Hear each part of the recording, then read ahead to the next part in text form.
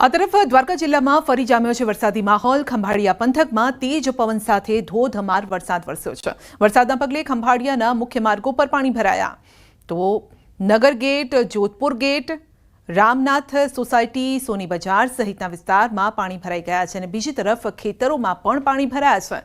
ધરતીપુત્રની ચિંતામાં વધારો થયો છે કારણ કે ઠેર ઠેર પાણી ફરી વળ્યા છે। વધુ અપડેટ મેળવીશું સંવાદદાતા મુકુંદ પાસેથી। જી મુકુંદ, દ્વારકામાં વરસાદનું જોર યથાવત છે, સ્થાનિકો સહિત ખેડૂતોમાં ચિંતા વધી।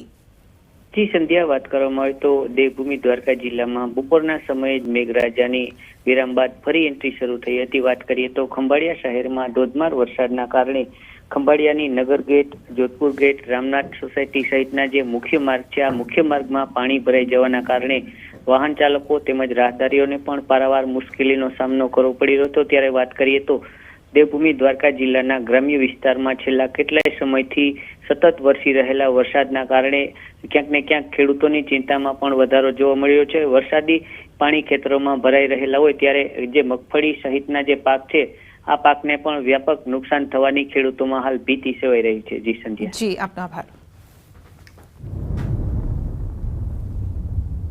તો યાત્રાધામ દ્વારકામાં વરસાદી વાતાવરણ છે અને તે વચ્ચે દરિયામાં ભારે કરંટ જોવા મળ્યો છે। ગોમતી ઘાટ પર 10 થી 12 ફૂટ ઊંચા મોજા ઉછળ્યા છે। દરિયામાં કરંટના પગલે સહેલાણીઓને દરિયા કિનારે ન જવા માટે તંત્રએ અપીલ કરી છે। દ્વારકામાં એક દિવસના વિરામ બાદ વરસાદ શરૂ થતા રસ્તા પર પાણી ફરી વળ્યા હતા।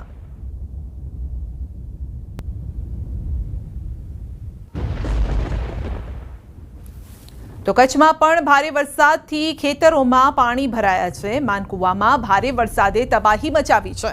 ખારેકના ખેતરો પાણી થઈ ગયા છે। જ્યાં જુઓ ત્યાં જળબંબાકારની પરિસ્થિતિ છે અને આ સ્થિર પાણી નથી, પાણી પણ સતત વહી રહ્યું છે।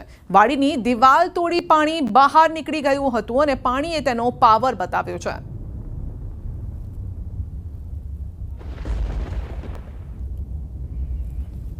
તો કચ્છ માંડવીમાં ધોધમાર વરસાદ, ભારે વરસાદથી રોડ રસ્તા ધોવાયા છે। ભાડિયા માંડવીને જોડતો કોઝવે તૂટી ગયો છે।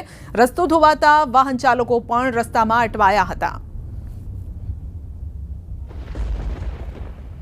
તો કચ્છના માંડવી પંથકમાં ભારે વરસાદ બાદ પૂર, વિજયસાગર ડેમ છલકાયો છે। રૂકમાવતી નદીમાં પૂર આવ્યું છે। મદનપુરા કોડાઈ વચ્ચેના રસ્તા પર પાણીનો પ્રવાહ, ભારે પ્રવાહના લીધે અવરજવર બંધ થઈ છે। ગઈકાલ રાતથી માંડવીમાં મેઘરાજા મન મૂકીને વરસી રહ્યા છે। માંડવી તાલુકા અને તેના આસપાસના વિસ્તારોમાં પણ ભારે વરસાદ છે। વરસાદી માહોલ સર્જાયો છે અને ગઈકાલની શરૂઆત સાથે પડેલા વરસાદથી વિજયસાગર ડેમ ઓવરફ્લો થયો છે, જેને લઈને સ્થાનિક ગ્રામ્ય વિસ્તારોમાં ખુશીનો માહોલ છે। તો ખેડૂતો પણ ખુશ છે। ડેમ ઓવરફ્લો થતા રમણીય દ્રશ્યો પણ સર્જાયા હતા। દૂર સુધી નજર કરો ત્યાં પાણી જ પાણી છે, તેને જોવા માટે પણ લોકો ઉમટી પડ્યા છે। તો વરસાદી વાતાવરણનો આનંદ લેવા માટે લોકો આવ્યા।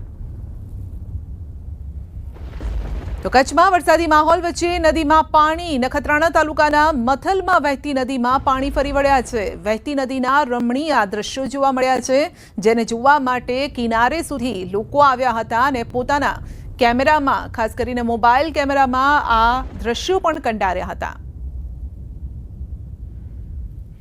તો કચ્છમાં મેઘરાજાએ જમાવટ કરી છે। ગાંધીધામમાં 2 કલાકમાં 2 ઇંચ વરસાદ ખાબક્યો। સવારના 8 થી 10 વચ્ચે ધોધમાર વરસાદ વરસ્યો અને રાત્રે પણ વરસેલા વરસાદથી શહેરના અનેક માર્ગો પર પાણી ભરાયા।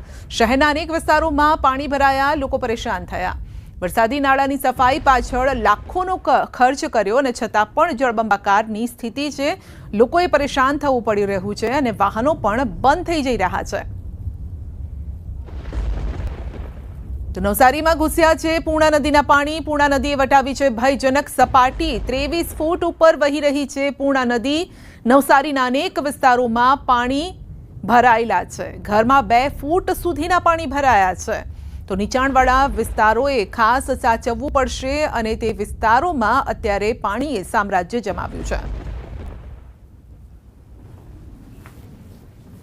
હવામાન વિભાગ દ્વારા આજે નવસારી જિલ્લામાં અતિ ભારેથી ભારે વરસાદની આગાહી આપવામાં આવી છે। પૂર્ણા નદીની જો વાત કરવામાં આવે તો પૂર્ણા નદી પોતાની ભયજનક સપાટી 23 ફૂટ છે, પણ આજે પણ હાલની ઘડીએ પણ પૂર્ણા નદી 23 ફૂટે વહી રહી છે, જેના કારણે જે નવસારી શહેરના જે નીચાણવાળા વિસ્તારો ખરા ત્યાં પાણી ભરાયા છે પૂર્ણા નદીના, અને ખાસ કરીને ઉપરવાસમાં પણ ભારે વરસાદને કારણે જે પૂર્ણા નદી ગાંડીતુર બની હતી, ઘોડાપૂરની પરિસ્થિતિ સર્જાઈ હતી, એમાં પાણીમાં ઘટાડો થયો છે. ગઈકાલે જે પૂર્ણા નદી હતી પોતાની ભયજનક સપાટી 23 ફૂટ વટાવીને 25 થી 26 ફૂટે પહોંચી હતી, પરંતુ હાલ પાણીના લેવલમાં ઘટાડો થતા ફરી પૂર્ણા નદી સામાન્ય સ્થિતિ પર જઈ રહી છે. પરંતુ હજુ પણ ચિંતાના સમાચાર એ છે કે પૂર્ણા નદીની ભયજનક સપાટી 23 ફૂટ છે અને હાલ પૂર્ણા નદી 23 ફૂટે જ વહી રહી છે.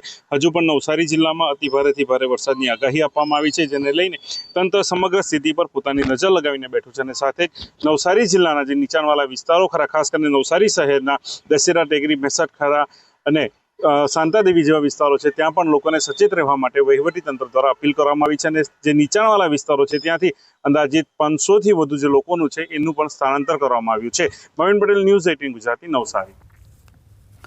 તો નવસારીની પૂર્ણા અને અંબિકા નદીમાં પૂરની પરિસ્થિતિ છે. આ વચ્ચે શાળા સંચાલકોની મનમાની પણ સામે આવી હતી. શાળામાં રજા જાહેર કરાઈ હોવા છતાં પણ વિદ્યાર્થીઓને શાળાએ બોલાવવામાં આવ્યા. કેટલીક શાળાઓ ચાલુ રાખવામાં આવી હતી. સંચાલકો પોતાનું મનસ્વી વર્તન યથાવત રાખી રહ્યા છે અને વિદ્યાર્થીઓના જીવને જોખમમાં મૂકી રહ્યા છે.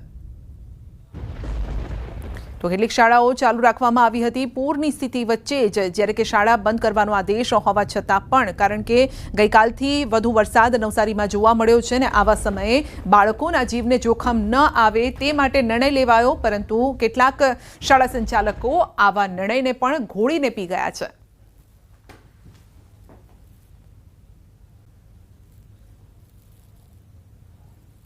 નવસારી જિલ્લામાં સતત 2 દિવસથી ધોધમાર વરસાદના કારણે નવસારી જિલ્લાની પૂર્ણા અને અંબિકા નદીઓ ગાંડીતુર બની છે. ખાસ કરીને પૂર્ણા નદી જે નવસારી તાલુકા અને નવસારી શહેરમાંથી જે પસાર થાય છે એમાં ઘોડાપૂરની પરિસ્થિતિ છે, જેને લઈને વહીવટી તંત્રએ શાળા અને કોલેજોમાં રજા જાહેર કરી છે. પરંતુ નવસારી જિલ્લાની કેટલીક એવી પ્રાઇવેટ સ્કૂલો જે છે પોતાની મનમાનીઓ કરીને શાળાઓ ચાલુ રાખતી હોય છે. જિલ્લાના માર્ગ મકાન વિભાગ હસ્તકના આવતા 90 થી વધુ રસ્તાઓ બંધ છે.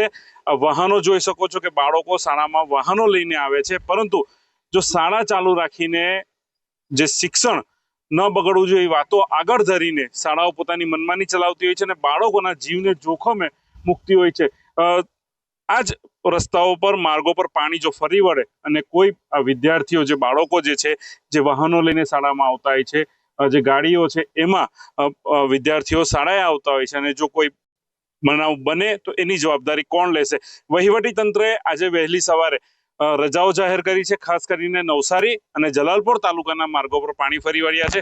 આજે શાળા છે ત્યાં નવસારી જિલ્લામાંથી ખાસ કરીને ગણદેવી તાલુકો, ચીખલી તાલુકો અને જલાલપોર અને નવસારી તાલુકામાંથી બાળકો ભણવા આવતા હોય છે. પરંતુ આવી મનમાની ક્યાં સુધી ચાલશે? શું વહીવટી તંત્ર આવા લોકો પર પગલાં લેશે ખરા કે ફરી આ લોકો પોતાની મનમાની ચલાવીને શાળાઓ ચાલુ રાખશે અને બાળકોના જીવને જોખમે મૂકશે? જો કોઈ બનાવ બનશે તો એની જવાબદારીઓ પણ કોણ લેશે? આવા સવાલો પણ સામે આવી રહ્યા છે. પરંતુ આવા મનમાની કરતી શાળા સંચાલકો સામે વહીવટી તંત્ર કેમ લાચાર છે, શિક્ષણ વિભાગ કેમ લાચાર છે અને અધિકારીઓ કેમ લાચાર છે, એ સૌથી મોટા સવાલો સામે આવી રહ્યા છે. અને બાળકોના જીવના જોખમ સામે આવી શાળાઓ જોખમ મૂકી રહ્યું છે. ભાવિન પટેલ, ન્યૂઝ 18 ગુજરાતી, નવસારી. તો ડાંગ જિલ્લાના સુબીર તાલુકામાં ભારે વરસાદ. સવારે 6 વાગ્યાથી સાંજે 6 સુધી 12 કલાકમાં 5 ઇંચ વરસાદ પડી ગયો. સતત વરસાદના કારણે સુબીર તાલુકામાં પૂર્ણા નદીમાં પૂરની સ્થિતિ આવી. પૂર્ણા નદીની સપાટીએ વધુ પાણી નવસારીના માથે સંકટ બની શકે છે.